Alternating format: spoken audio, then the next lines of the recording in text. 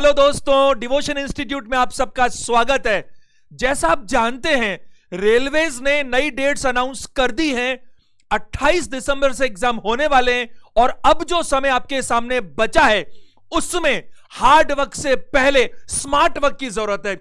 हम कुछ ऐसी बात करेंगे आज ताकि क्वांटिटी नहीं बल्कि क्वालिटी को फॉलो करके आप इस कम से कम समय में भी सबसे ज्यादा आउटपुट ले सकते हैं। देखो, यह शाश्वत सत्य है कि जो समय बचा है वो उतना ही है। अब इसके अंदर हमारी क्या स्ट्रेटेजी होनी चाहिए ताकि हमें बेस्ट आउटपुट मिल सके।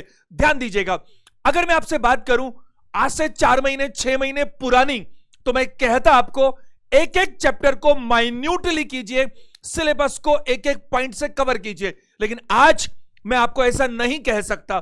मैं आज आपको यह नहीं कहूंगा कि आप हर चैप्टर पर स्पेशलाइजेशन कीजिए क्योंकि उतना वक्त आपके पास नहीं है।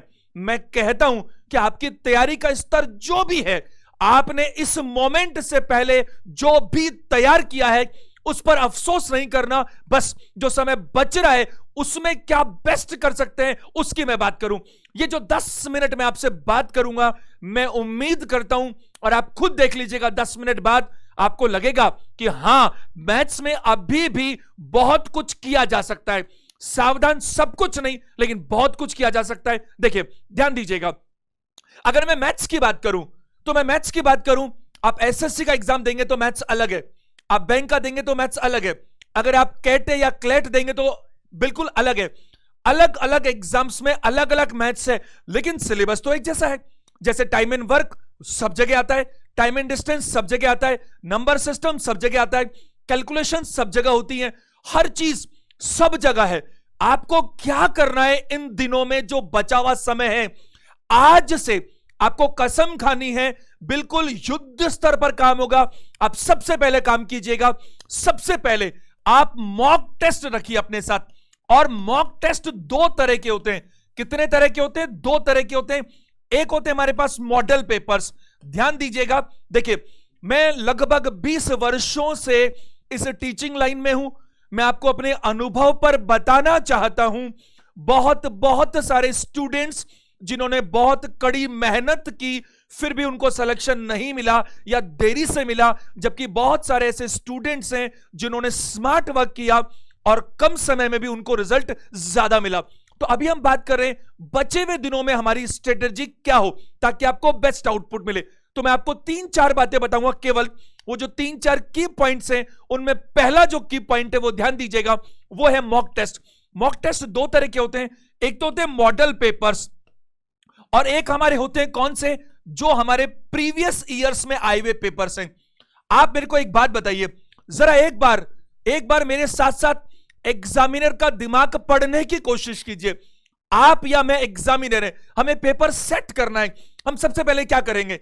हम सबसे पहले यह देखेंगे कि इस एनटीपीसी का या आगे ग्रुप डी का अब तक जो पेपर्स हुए हैं उनका पैटर्न क्या है, ताकि ऐसा कभी होता है कि पेपर में एकदम से सब कुछ बदल गया, पेपर का लेवल एकदम से बहुत ऊपर या बहुत नीचे चला गया, ऐसा कभी नहीं होता।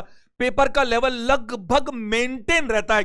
तो हमें क्या करना है? हमें मिरर इमेज बनानी है। हमें मिरर इमेज किसकी बनानी है? आपको वैसे मैंने रीजनिंग में सिखा रखा है, मिरर इमेज जो आपका आने वाला पेपर है उसकी बनानी है। और उसके लिए आपको क्या करना चाहिए?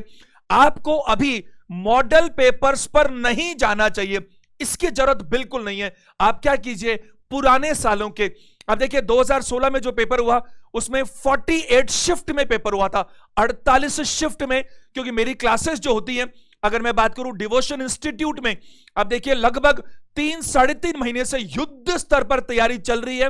रीजनिंग का कोर्स ऑलरेडी हो चुका, मैथ्स की हम बात कर रहे हैं तो मैथ्स का लगभग कोर्स हो चुका है और अभी एडवांस मैथ्स बिल्कुल चल रही है, इट इज गोइंग ऑन। तो आप क्या करेंगे? ध्यान दीजिए, पुराने सालों के जितने भी पेपर्स आपको मिलते हैं, जैसा मैंने आपको कहा 48 पेपर, आप अगर वाकई में बहुत ज्यादा सीरियस हैं, आपको बहुत जरूरी बात बताने की कोशिश कर रहा हूं, ध्यान दीजिएगा, कसम खा लीजिएगा आज से कुछ भी हो जाए भले से आप नियमित रूप से 2 पेपर करेंगे पुराने सालों के।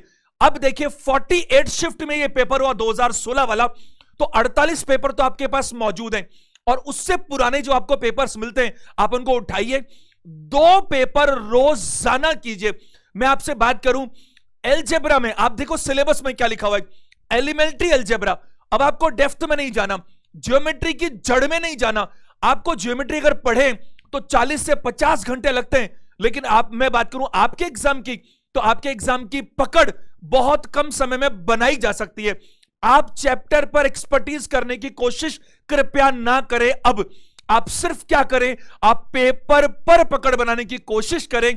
और मैं आपको दावे से कह सकता हूं, ध्यान से मेरी बात को सुनने की कोशिश कीजिएगा। आपकी जो तैयारी है, मैं आपको यह राय दूंगा, प्लीज इनको 3 लेवल पर कीजिएगा। इनको 3 लेवल्स पर कैसे कीजिएगा, ताकि आप अपना कॉन्फिडेंस बढ़ा सकें और आपको वाकई में सिलेक्शन होता नजर आए। जैसे देखिए, बाजार में पुराने सालों के पेपर्स के नाम पर हमारे को पेपर्स भी मिलते हैं और हमें स्पेसिफिक बुक्स भी मिलती है। जैसे घटना चक्र एक नाम है, अगर मैं बुक्स की बात करूं तो उसमें क्या रहता है कि आपको चैप्टर वाइज, एक chapter wise ratio and proportion तो रेशो मिलेगा, परसेंटेज तो परसेंटेज मिलेगा, पार्टनरशिप तो पार्टनरशिप मिलेगा, प्रॉफिट एंड लॉस तो वो मिलेगा। एक चैप्टर वाइज आपके गत वर्षों में जितने भी क्वेश्चंस आए हैं वो होगा। तो आपको क्या करना है, डेली मैथ्स के नाम पर आपको सिर्फ 2 काम करने हैं। 2 काम, ध्यान दीजिएगा मेरी बात को। पहला काम आपको क्या करना है, कोई भी डेली बेसिस पर आप एक चैप्टर उठा लीजिए, कोई सा भी एक चैप्टर उठा लीजिए, कोई भी। जैसे मान लीजिए आपने उठाया सिंपल और कंपाउंड इंटरेस्ट, तो अब आप क्या कीजिए, किसी भी किताब को मत उठाओ, रैंडमली कुछ मत करो। आप सिर्फ क्या कीजिए कि जो पुराने सालों में जितने भी आपके एनटीपीसी और ग्रुप डी में जितने भी क्वेश्चंस आए हुए हैं सिंपल और कंपाउंड इंटरेस्ट के, आज अपन कसम खा लेंगे आज की डेट में सिर्फ हम उन प्रश्नों को करने की कोशिश करेंगे। और मैं आपको यह बताना चाहता हूं, डिवोशन इंस्टीट्यूट के चैनल पर जितने भी चैप्टर्स हुए हैं, अगर आप उन सेशंस को देखेंगे तो उसमें ज्यादातर क्वेश्चंस में कवरेज है इस चीज का जिसे अपन कहते हैं पीवाईक्यू, पुराने सालों के पेपर्स। अब बच्चे बोलेंगे सर ऐसा थोड़ी होता है कि एज इट इज क्वेश्चन उठकर आ जाता है। अरे हाँ, मैं मानता हूं ऐसा नहीं होता, लेकिन जो वैरायटीज है, जो टाइप्स हैं, जो पैटर्न है, जो सिस्टम है, वो लगभग वही बना रहता है। ये मैं आपको अपने एक्सपीरियंस पर कह सकता हूं। तो आपको 2 काम बताए। पहला, आपको डेली बेसिस पर एक चैप्टर उठाना, सिर्फ एक चैप्टर। तो क्या होगा, रोज का एक चैप्टर और सारा नहीं, आपको सिर्फ क्या देना, पुराने सालों के क्वेश्चंस उठाने। दूसरा, मैंने आपको कहा डेली के आपको 2 पेपर्स करने। और मैं आपसे बात करूं, मैं एक आपके सामने वीडियो लेकर आऊंगा आने वाले दिनों में, क्योंकि आज वो ज्यादा हो जाएगा। उसमें मैं आपसे बात करूंगा कि कंप्लीट पेपर को किस तरह से अटेम्प्ट करते हैं, पूरा रीजनिंग, पूरा मैथ्स, पूरा जीके। आज मैं आपसे बात कर रहा हूं केवल मैथ्स के बारे में, तो मैं मैथ्स की बात करूंगा। तो मैं कहूंगा सबसे पहली चीज, एक आप चैप्टर उठाओ और एक आप पेपर उठाओ। 2 पेपर मैंने आपको कहा, पेपर में एज इट इज पूरे 30 क्वेश्चंस उठाइए मैथ्स के, पूरे की पूरे जो आपके एग्जाम है, डेली के 2 पेपर। और पेपर करने से ज्यादा महत्वपूर्ण, ज्यादा इंपॉर्टेंट होता है उसका बारीकी से एनालिसिस। कम कीजिए, टाइम नहीं है ज्यादा करने का, क्वांटिटी से नहीं खेल सकते हम, क्वांटिटी से नहीं क्वालिटी से खेल सकते हैं। अभी हार्ड वर्क करने का समय चला गया, स्मार्ट वर्क की बात करें। देखो मैं आपको स्पष्ट बताऊं, आप लोग ये मानकर चलिए कि आप सभी का एग्जाम 28 दिसंबर को है। आपकी रणनीति उस हिसाब से होनी चाहिए। बिल्कुल युद्ध का समय है, तैयारी बिल्कुल जबरदस्त हो, इसको आप हल्के में मत लीजिए। जो लोग हल्के में लेते हैं, आप मेरी बात को बुरा मत मानिएगा, आज आप इसको हल्के में लेंगे, भविष्य आपको हल्के में ले सकता है। इसलिए आप इसको बहुत गंभीरता से लीजिए।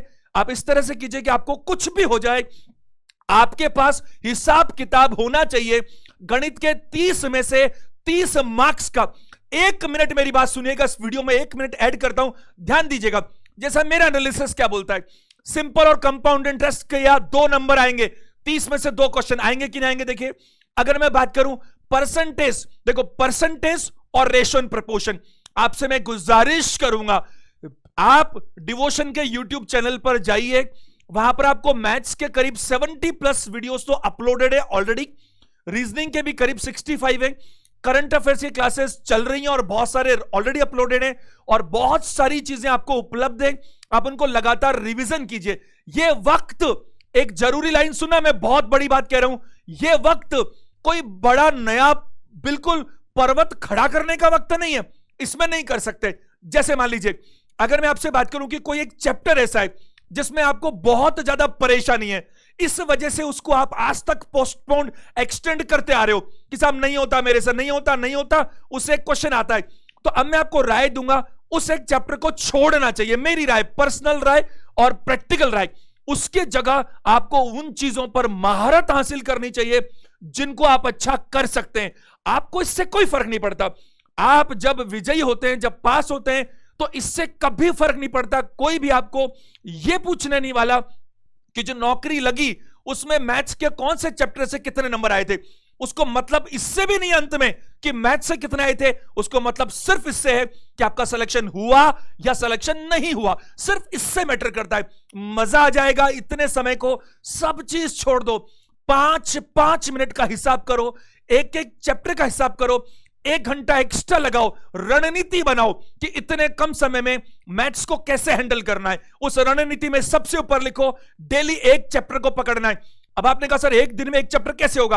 अरे तो मैं उन चैप्टर्स की बात ही नहीं कर रहा जो आपने अभी तक पढ़े नहीं, मैं तो उनकी बात कर रहा हूं। अरे भाई इतने दिनों से आप भी तो बहुत कुछ कर रहे होंगे ना। अब हम लास्ट में क्या कर सकते हैं? पॉलिश कर सकते हैं चीजों को। तो वो चैप्टर जो आपने पढ़ रखे, एक एक चैप्टर को उठाओ, देखो क्या होता है। आपने कोई XYZ किताब उठाई, उस किताब में से आपने चैप्टर उठाया, कोई भी टाइम एंड डिस्टेंस, और तो उसमें ढेरों प्रश्न है, सैकड़ों प्रश्न है, उनको करने में तो बहुत टाइम लग जाएगा। लेकिन अगर आपने सिर्फ प्रीवियस ईयर के क्वेश्चंस उठाए और आपने उनको अटेम्प्ट किया, तो एक चैप्टर आप एक दिन में कर सकते हो।